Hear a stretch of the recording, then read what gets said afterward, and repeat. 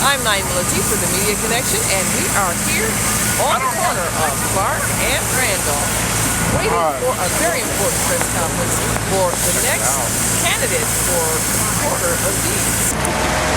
Guys, we want you all, first of all, we're glad you all could come today. My name is Zip. I'm with Jan Kowalski, campaign for recorder of deeds. The candidate is here. We're going to go in this evening, and we're fighting a mission back that started in 1964 with the Voting Rights Act and Johnson and Lyndon Johnson and all of the marching.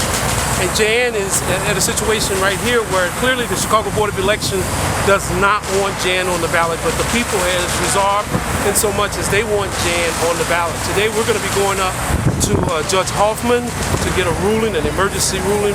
But Jan Kowalski, who's running, she can speak for herself. So now tell us what happened. What changed the reason why you're going to be able to file and kept on filing before? I'm going to go to my attorney. Okay. Well, because she produced a number of signatures, and the Board of Elections failed. They don't want to count all of her signature pages. She turned in 1,374 signatures. However, they only counted all of them except 23 pages. Why are they leaving pages out? And there's a signature derby going on too. They strike you if your signature doesn't look spot on, but you know, a signature's not a constant thing.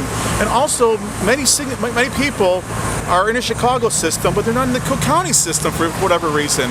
But that's not true. That's seamless. So why all of a sudden they don't want the candidates off the ballot, but when they want a candidate on the ballot or they want a vote to come out, those people are back for the system. It's just not right. So this is Jim Crow law in effect here. This is Section 2 of the Voting Rights Act of '65. They don't make us count jelly beans anymore, but there's all the procedures that they implement are designed to discriminate against voters, especially poor voters who are more transient and poor. Maybe don't sign the name the same literacy as a more educated person, but their signature and their vote should count, and that's why we're here. how many total signatures are needed in order to get on the ballot? 5,374. Jan has collected 13,724. And some of them clearly aren't right, but that's more than 50% are not right. We had the signatures, and they're all in this bag here. We've got affidavits from people that we went back to who signed our petition to say, we're alive, we're voters, we got your voter number. They should be eligible to sign Janet's nominating petition. We need to have candidates. We need to have choice for voters. And that's why Janet is here. She wants to make a difference. She wants to provide a choice. The president recorder is going to run in the primary unopposed. And then there should be a choice for voters. They can not accept Jan or whatever. But we need to have a choice. We're not living in a Soviet Union right here. We need choice. And that's what this is all about. So you said there were 23 pages. How many signatures already made?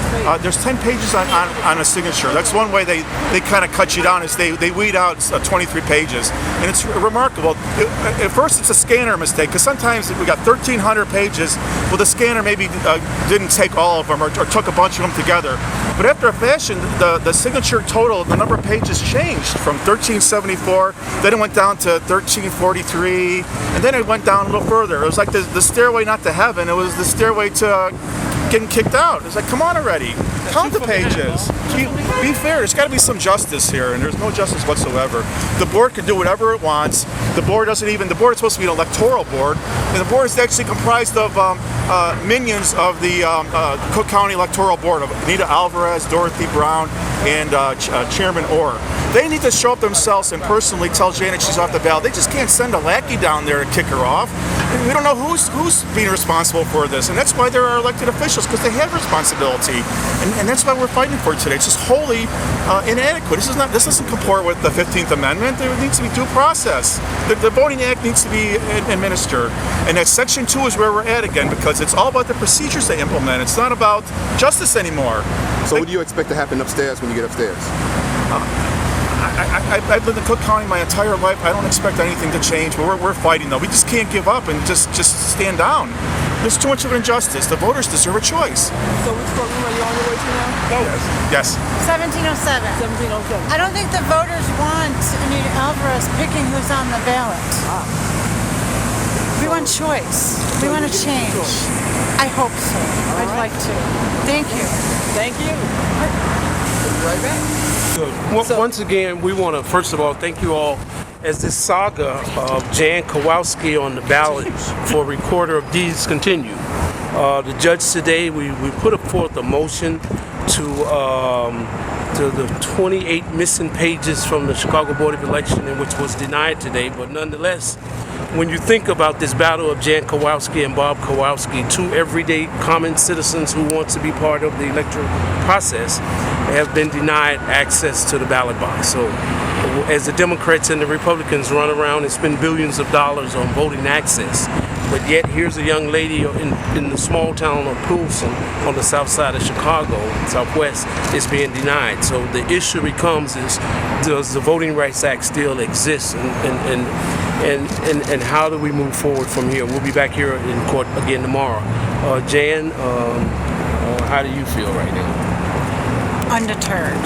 They're not going to stop me. And it's not just me. I've got 13,740 voters behind me that want to see my name on the ballot, and I'm not going to let them down. Now, you pointed out that there's a discrepancy between the county records and the city records based on where a person may have registered to vote. If they registered in the city, then the registrar used a city form, and if they registered outside the city, they used the county form, but the county doesn't have the city records. So based on the county people saying they didn't have records of a number of your voters, they're saying you didn't have enough signatures that were valid on your petitions. How will you answer that? Would you bring your validation, and what is the next step for you if the court does not rule in your favor tomorrow? Based upon our review of the city records, we found about a third of the registered voters in the city system that were not in the county system. So out of the 8,600 signatures they disallowed, about a third of them would be in the city system. So I would pick up 2,000 signatures right then and there. So we're not going to stick it. The people want me on the ballot. They want choice on the ballot. They don't want to be told who to vote for and only have one name. How many signatures is actually needed? 5,365. And how many do you have right now again? I'm 545 short. But if they would have counted at least the 280 page, signatures that they missed, I would at least be within striking distance. So based on the count that you say you have and the amount that they say they're short, will you have enough information to take this case all the way to the Supreme Court should you have to go to an appeal? I'd rather not. But I do. Out of that 2,000 registered voters that signed that were not in the system, I've secured affidavits from about 800 of them. So that's your 500 that they say you're short? In addition to the 280 that are missing, that they didn't even bother to count. Thank you. Well, we'll be back tomorrow and see what happens in the court. All right. Thank you. Thank you.